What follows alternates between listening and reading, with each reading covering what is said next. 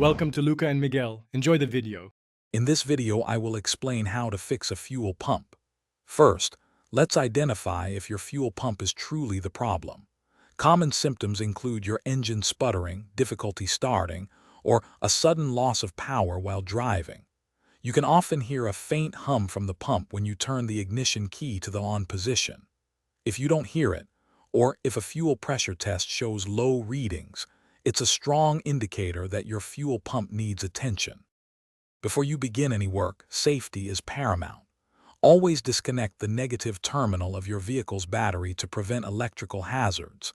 Next, you'll need to relieve the fuel system pressure. Consult your car's manual for the exact procedure.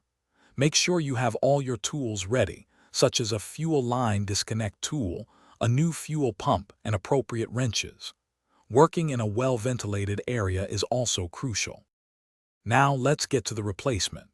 Depending on your vehicle, you'll typically access the fuel pump either through an access panel under the rear seat or by dropping the fuel tank. Once exposed, carefully disconnect the fuel lines and electrical connectors. Be prepared for some fuel spillage.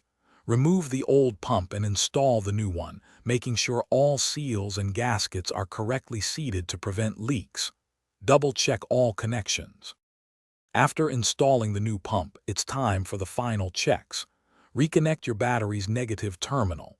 Before starting the engine, turn the ignition key to the on position for a few seconds, then off, repeating this several times.